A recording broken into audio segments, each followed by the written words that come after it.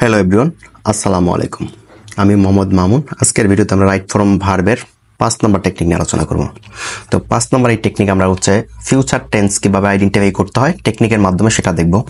তো আমরা এখানে একটা টেকনিক রেখেছি যে কোনো বাক্যে বা কোনো সেন্টেন্স যদি tomorrow, next, day, time, month, year থাকে তাহলে আমরা সেটাকে ফিউচার ইনডিফিনিট টেন্সে করব।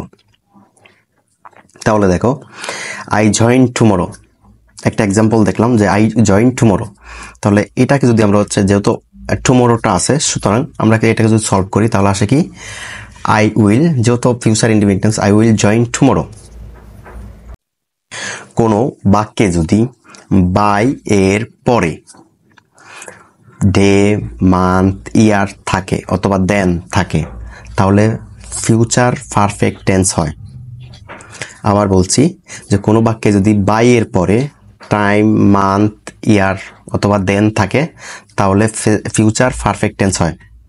তাহলে দেখো, আই ওয়ার্ক বাই 2020, তাহলে বাইয়ের পরে যেহেতু ইয়ারটা আছে সুতরাং আমরা ফিউচার পারফেক্ট টেন্সে করব।